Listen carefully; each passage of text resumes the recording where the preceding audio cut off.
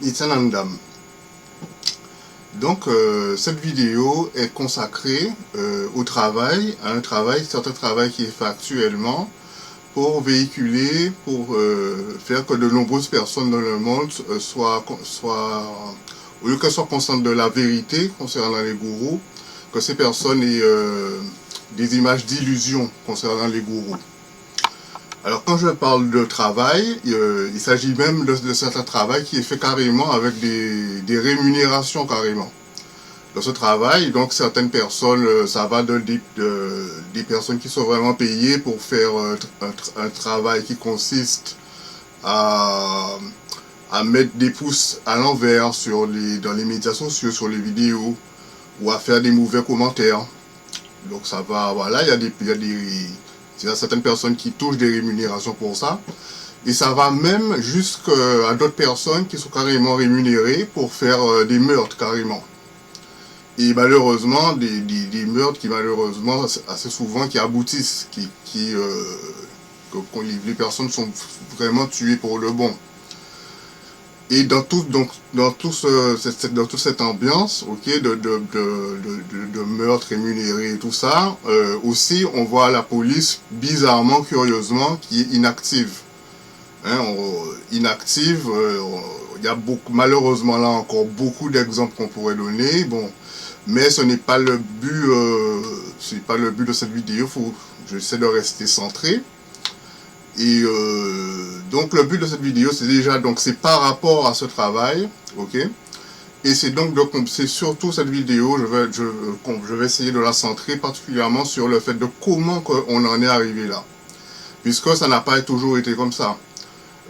Quand on remonte donc dans les temps, on remonte en arrière à un moment donné, donc je prends à l'époque de la civilisation védique, ce qui remonte approximativement à facilement 5000 ans avant notre ère à peu près. À peu près, selon, peut-être quelqu'un d'autre pourrait donner une date plus précise. À cette époque-là, donc, quand on parlait de gourou, ok, tout le monde avait, le peu de personnes qui entendaient parler de gourou, donc, avaient la vraie image d'un gourou. À savoir que, un gourou, donc, c'est quelque chose, quelqu'un qui faisait strictement quelque chose de positif pour l'humanité. Ça s'arrêtait là. Alors qu'aujourd'hui, on voit carrément, donc voilà, ce travail qui est fait. Donc, c'est pour savoir, cette vidéo, donc, ça va se centrer sur comment on en est arrivé là.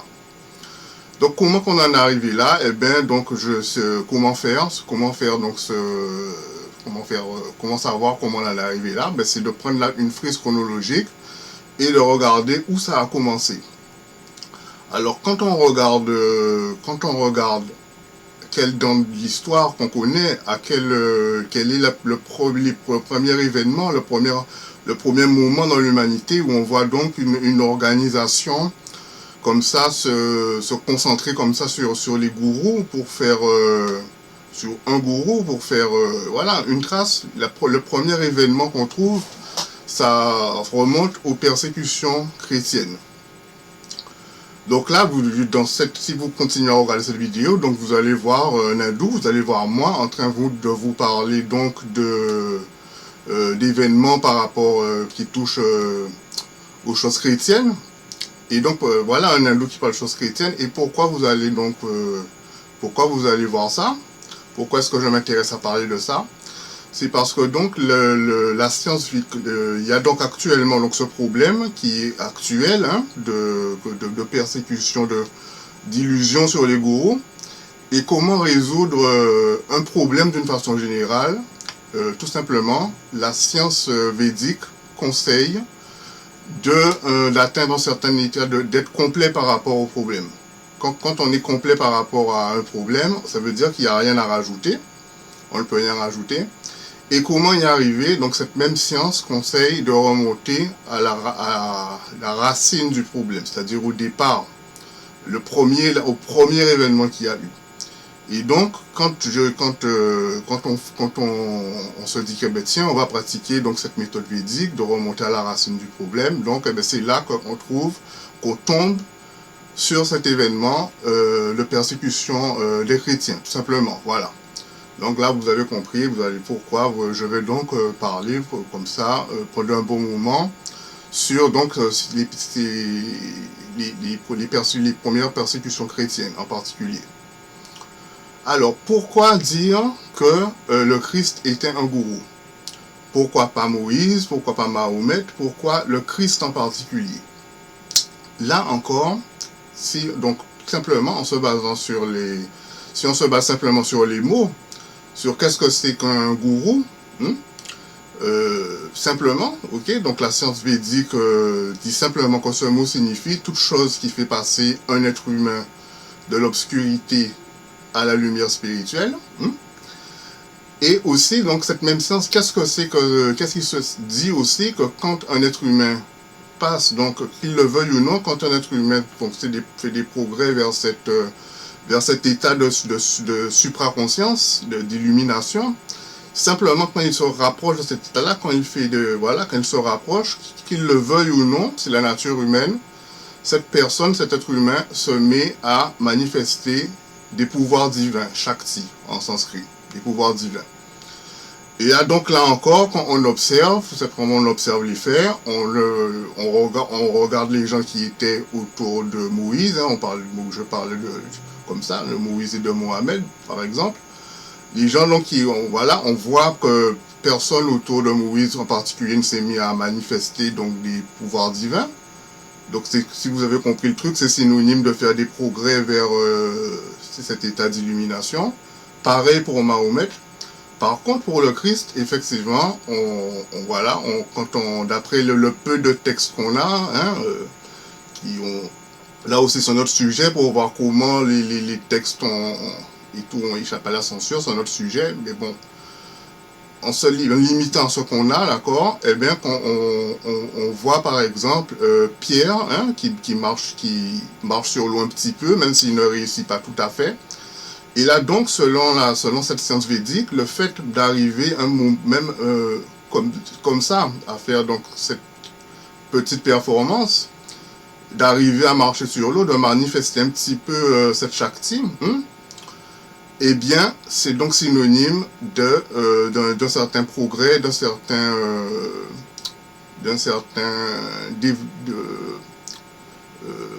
prise de conscience par rapport d'un certain pas vers la supraconscience. Et ça, c'est tout à fait, ce que je dis là, c'est tout à fait védique, puisque même depuis bien avant le Christ, donc des yogis donc travaillaient donc sur cette Shakti de marcher sur l'eau. Ça se faisait bien avant donc par les yogis, bien avant donc le Christ, hein, d'accord. Donc voilà, marcher sur l'eau, on voit donc le Christ qui lui-même il manifeste des pouvoirs divins, et on voit les gens autour de lui qui le font. Et ensuite, on voit même aussi carrément le Christ demander, hein, à ses disciples de faire comme lui. Voilà, là aussi on a des petites traces, hein, qu'il incite donc ses disciples à faire comme lui, à manifester comme lui, donc ses pouvoirs divins. Entre autres, il ne faisait pas que ça, il faisait d'autres choses aussi, mais ça incluait donc cette activité aussi. Donc voilà, donc vous comprenez maintenant pourquoi on peut, donc selon la science védique, et aussi en se basant sur les textes qui ont été dits, si on se base sur les textes qui ont été dits et selon la science védique, le Christ serait un gourou. Bon. Alors donc, maintenant, comment en ce qui concerne les persécutions, alors pour savoir le sujet de la vidéo, donc quelle est l'origine, on cherche donc l'origine de la persécution dans la frise chronologique. Voilà, on a trouvé quelqu'un qui correspond à un gourou, quelqu'un qui est persécuté, et quand on cherchons maintenant l'origine de ces persécutions. Si on prend une des persécutions majeures, hein, peut-être la plus grande une des plus grandes persécutions qui apparaît, hein, le meurtre carrément, le meurtre du Messie. Alors là encore, d'une façon générale, quand on pose cette question-là, beaucoup de personnes ont tendance à voir la réponse qui est responsable de la mort, qui est responsable du meurtre du Messie. Beaucoup de personnes vont répondre ah oui, ce sont des sémites de religion juive. On leur a posé la question qui est-ce que vous voulez tuer? Ils ont levé la main. Ils ont dit c'est le Messie qu'il faut tuer, donc c'est de la faute de ces sémites de religion juive. Évidemment, qui dit sémites de religion juive, ça n'a rien à voir avec l'Occident. Et d'ailleurs, la personne occidentale, le Roumain, lui, le fameux Ponce Pilate, hein, on le voit se laver les mains. Donc c'est cette image bon voilà, donc voilà, c'est un point de vue qui est fortement véhiculé pour dire que c'est où on voit que l'Occident n'a aucune responsabilité dans ce meurtre. Mais aujourd'hui, au XXIe siècle, tout le monde est d'accord que si on imagine les forces de l'ordre de certains gouvernements être présentes, demander au peuple son avis, sans qu'il y ait Dieu en la main levée, d'accord? Déjà, on ne parlerait pas, on dirait pas que c'est la volonté du peuple, on dirait que pour que ce soit la volonté du peuple, il faut que le peuple soit passé dans un isoloir, je voulais dire. Hein? Là, quand il y a isoloir, on dit voilà, là vraiment on peut savoir que c'est la volonté du peuple. Sans l'isoloir, non, c'est pas la volonté du peuple. Maintenant, au XXIe siècle, c'est connu, c'est reconnu, c'est admis. Là, déjà, ce n'était pas le cas. Ces fameux sémites en question, qui n'étaient pas occidentaux, qu'on leur a demandé de lever la main, il n'y avait pas d'isoloir, et loin de là, quand faut savoir que, donc, dans le contexte, que donc les disciples, donc justement, du Messie étaient recherchés par la police, et que cette fameuse police, pendant qu'ils demandaient aux gens de lever la main, eh bien, cette même police regardait la foule. Donc là, si quelqu'un ne levait pas la main, à la limite, même si, bon, ok, je ne développe pas plus, même si vous-même, vous étiez dans la foule, et qu'on vous regardait comme ça, voir si vous levez la main, vous savez ce qui vous attend, sans isoloir. Donc de là à aller dire que... Donc ensuite, voilà. Donc là, vous-même, ce sont des faits que je vous ai dit là, je vous laisse vous-même voir si vous pensez toujours vraiment que est-ce que ce ne serait pas plutôt la faute donc de ce système occidental, ok, ils n'ont pas ces mythes à qui on a demandé de lever la main, d'accord. Mais là, bon, là c'est vrai que c'est discutable, surtout parce que aussi dans l'absolu, certains pourraient dire oui, mais même si on leur avait mis l'isoloir, qu'ils auraient dit quand même qu'ils veulent tuer le Messie. Donc ça reste dans l'absolu, ça reste discutable. Mais de toute façon, par rapport à la suite des événements, par contre, eh ben, est difficilement discutable. La suite des événements qu'on regarde, bon, je passe un peu sur le reste des persécutions. Entre-temps, voilà, bon, voilà, j'essaie d'abréger un maximum. Entre-temps, on arrive au IVe siècle, où il y a un certain empereur Constantin, et là, en plus de ça, comme il y avait le confinement, donc j'ai vu un peu à la télé, il passait, bon, j'ai vu qu'est-ce qu'on, aux enfants actuellement, on enseigne aux enfants à l'école, on leur dit, ouais, à partir de Constantin, les chrétiens ne sont plus persécutés, ils sont libres de faire, de pratiquer leur christianisme comme ils veulent. Donc c'est ça que l'histoire enseigne actuellement. Et là, qu'est-ce qu'on voit suite à ça, d'accord? Donc, au IVe siècle, d'accord? Si on tient compte de ce qui est enseigné par l'histoire actuellement, quand on continue, qu'est-ce qu'on voit? On voit donc ces chrétiens pratiquer, torturer des gens et les tuer. Donc, qu'est-ce que ça voulait dire? Ça voulait dire que, voilà, alors maintenant que ces chrétiens, maintenant qu'ils sont libres, alors en fait, l'essence de ce qu'ils voulaient faire, en fait, puisque maintenant qu'ils sont libres, c'est de tuer les gens, de torturer les gens. Je parle en particulier donc de l'inquisition avec catholique, chrétienne, qui se dit chrétienne, qui faisait donc ces meurtres et ces tortures. C'est ça que ça veut dire. Alors déjà, c'est vrai qu'effectivement, même si en imaginant que vraiment qu'on a vraiment une vraie sorcière, déjà l'idée même d'aller la torturer et de la tuer, on imagine mal que ce soit l'organisation qu'un gourou a laissé, il a laissé une organisation derrière lui on imagine mal que c'est cette organisation-là donc qui aurait, que ce soit le fruit de cette organisation-là. Premièrement, déjà, le fait, même si quelqu'un fait quelque chose de mal, d'aller torturer la personne et de la tuer dans des conditions atroces, déjà, on peut, voilà, ça semble un peu dur à avaler. Mais c'est pas terminé. Qui sait que cette organisation-là tué et torturera encore? C'est connu. Imaginez donc, on l'avait vu tout à l'heure, comment le Christ donc incitait donc ses disciples à faire comme lui, à manifester des pouvoirs divins comme lui. Et donc, quand cette inquisition tombait sur des gens qui, imaginons donc que cette organisation tombe sur quelqu'un qui marchait sur l'eau.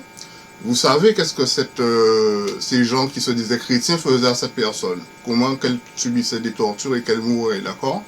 Donc vous imaginez vraiment l'organisation que le Christ a laissé derrière lui, ce Christ qui demandait à ses disciples de faire comme lui, de manifester des pouvoirs divins comme lui. Vous imaginez cette organisation-là en train, plus tard, après le 4e siècle, soi-disant elle est libre et tout maintenant, de chercher les gens quelqu'un qui manifeste, qui pratique, prendre cette personne-là et la torturer. Ça n'a pas de sens. Ça montre bien que ce que l'histoire enseigne là, ça montre bien qu'il y a quelque chose qui ne va pas, il y a quelque chose qui cloche. Quand quelqu'un enseigne des illusions, ou même des illusionnistes qui font des illusions, c'est peut-être, voilà, on peut peut-être tomber dans le panneau et tout, mais il y a moyen aussi, vous le savez, de quelqu'un démontre l'illusion. Là, je vous ai montré le truc, vous voyez bien qu'il y a quelque chose qui ne va pas. Donc voilà, donc on voit bien, donc voilà, on voit bien donc l'origine. Et là encore, aujourd'hui, quand aujourd'hui en Inde, par exemple, dans l'Inde qui est occidentalisée, quand on regarde, bon, il y a un certain gouvernement qui participe à cela. Il y a beaucoup d'événements avec beaucoup d'illustrations qu'on pourrait donner. On pourrait faire un autre sujet consacré rien qu'à ça.